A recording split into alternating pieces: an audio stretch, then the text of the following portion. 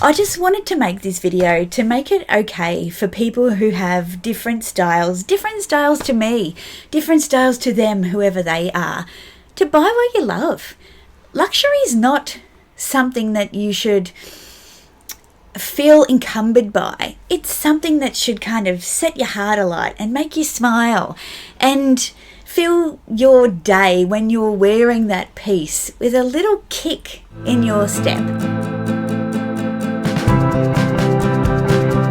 Welcome to you, my name's Dale and this is DaylesAddiction, and this video is responding to all of those YouTubers who've been dissing my bags. No shade on those YouTubers, they're entitled to have their opinion, but I reckon there's 4 videos that I've watched over the past 2 weeks and they've really just, I'm like, I'm going to respond to those. Yes, it's in good fun, but some of it is serious. Now, I don't think luxury is about responsible purchases. If you were watching your money, making wise investments and just buying what you need, that are the basics that go with your wardrobe, you wouldn't be buying luxury. You'd be going to Target and you'd get a black bag that carries all your things. I mean, honestly, we're not here to preach about making responsible purchases and luxury is fickle. Luxury is unnecessary. Luxury is extra.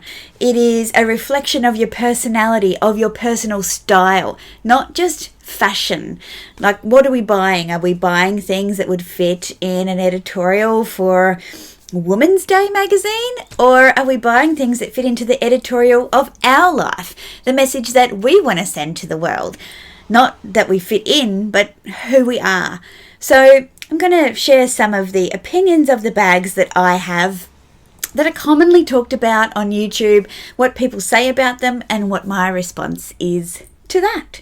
So buckle up, because this is just off the cuff. I have not planned for this, so wish me luck. Alright, the first one that I'm going to share with you is my Balenciaga tote. This tote was part of the hacker project with Gucci. If you cannot read it, which some people say they can't, it says, "This is not a Gucci bag." What do people say about collaborations? Oh my God, collaborations are just made for FOMO. Collaborations don't hold their value. Collaborations are over. Isn't it ugly? I prefer the classic. Where could you wear this? This is overpriced. Okay. What do I say to that? This is the kind of classic that I want. A classic with a twist, something that's a bit fun. And yeah, I can tone it down if I want to. I think this is a great purchase from Balenciaga. I love the concept behind the hacker project. The hacker project was meant to poke fun at an industry that takes itself so seriously in saying, you know, what is it about counterfeits that make them counterfeit? And is it okay for other designer labels to counterfeit bags from other designer labels? They've hacked in and they've changed up the design and called it their own. And then there's this retaliation. And I love it. I think it's fun. I love Fendace, but Fendace is not a collaboration. And I think that's where people are getting a bit mucked up. Fendace is a swap where the creative designers from each of the houses actually designed a collection for the other. It's not a collaboration.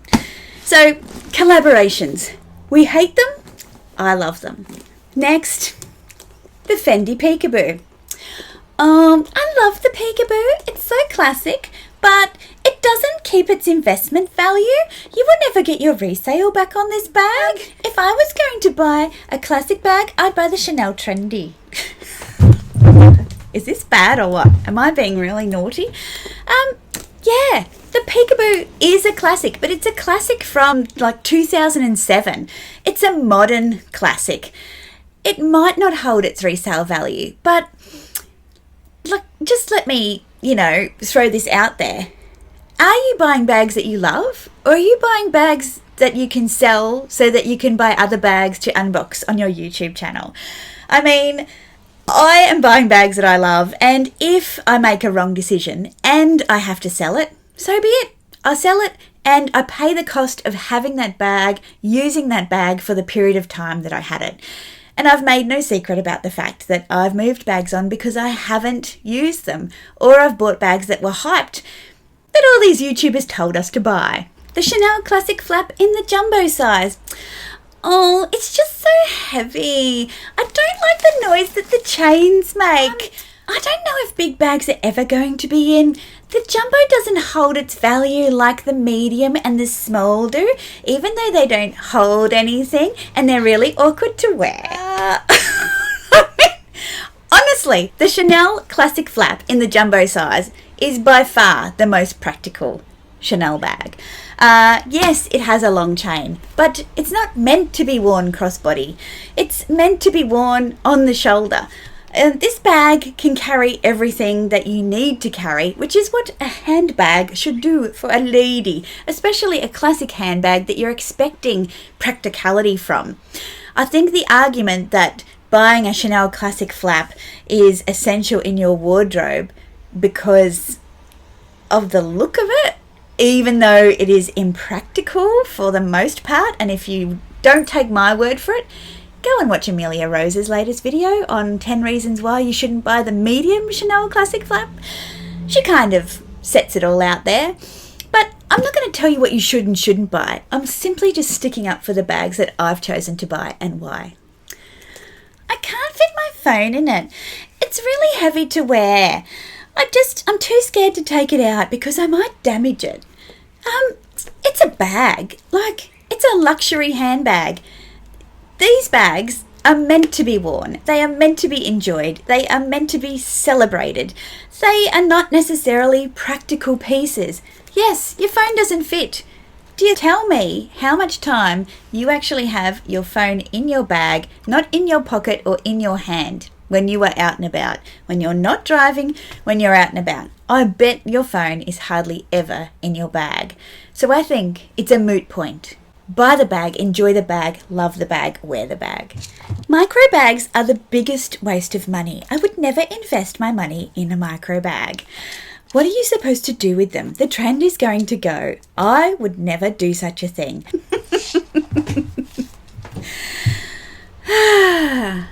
Yes, it's a micro bag. Yes, it's impractical. Yes, it's fun. Yes, it's unique. Yes, it's new and modern and innovative.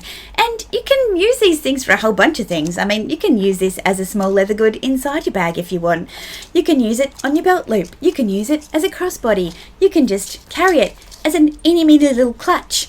You can do lots of things with this, or you can do nothing at all. I think that this captures a moment in fashion history, just like the Chanel Classic Flap did when Coco Chanel herself was the first person to invent a bag that you didn't have to carry in your hand. I mean, this is what we're talking about in terms of innovation in bags, right? And I think, yes, Jacquemus can take credit for being the first ones to bring about the super mini micro bags, but this is a big deal in fashion history.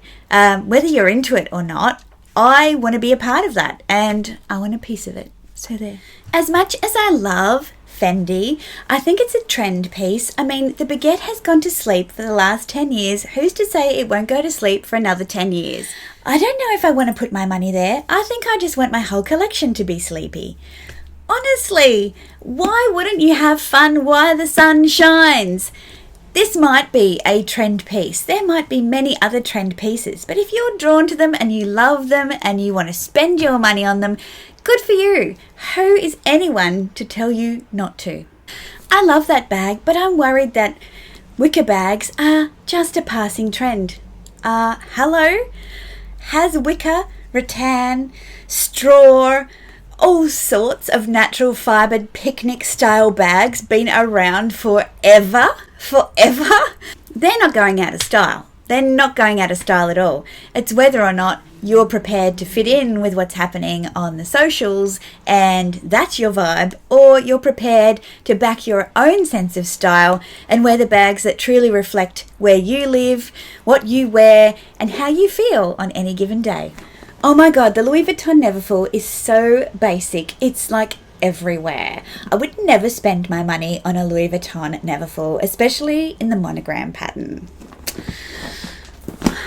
Look, The reason, as we all know, that the Louis Vuitton Neverfull is popular is not because it's cheap, is not because it doesn't do what it says on the box.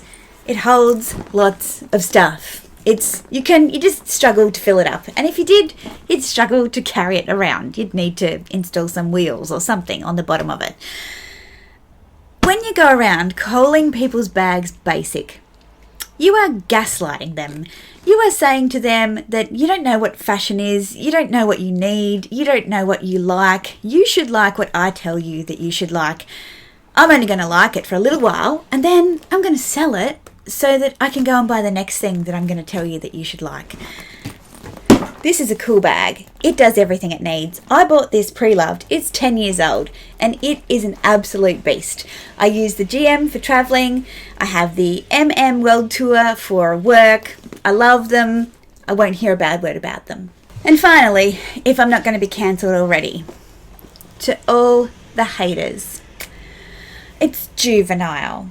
It's childish. It doesn't even look like a heart. It's so expensive. It's nothing on the original 90s version. Okay, you do you, boo. I think this is fun. I think it's playful. You can see that I like different shaped bags. I've got my Louis Vuitton tambourine bag. I have my Louis Vuitton Petite Boîte Chapeau. I have my Gucci bamboo handle in the mini size. I have my Louis Vuitton Cannes bag. And I think the Chanel heart bag from 22S fits perfectly in my bag collection. I think this is gorgeous. It's quite obviously a heart. It is not girly. It's girly if you style it in a girly way. Again, this is the difference between having style and falling for fashion trends. And I think the two are very different. Yes, it's a lot of money. All Chanel bags are a lot of money. But if I'm going to spend $8,000 on a Chanel bag, I want a bag that I like, that I'm going to wear, that says something about me and my approach to fashion, not something about you and what you tell me that I should be wearing. So, that's all I've got to say about that. I just wanted to make this video to make it okay for people who have different styles to me, different styles to them, whoever they are, to buy what you love. Luxury is not something that you should feel encumbered by. It's something that should kind of set your heart alight and make you smile and fill your day when you're wearing that piece with a little kick in your step. It should be something that you enjoy. It should not be something that you feel you have to answer to the world about. That's not what it's about. At the end of the day, you know you best. Have the courage to be you. Buy what represents you. Wear what represents you. Doesn't matter what it costs. If it's worth it to you, it's worth it. I hope you've enjoyed this video. Are there some bags that you have that people might diss you about? Do you think that that's okay? Do you take exception to anything that I've said today? Fill the comments with your views. I am really keen to continue the conversation down there. And most of all, if you've liked this video, please give it a thumbs up. Consider subscribing if you haven't already. And what else do I say here? Oh, yes, I put out videos on Wednesdays and Sundays. So I'll see you in my next one. Bye.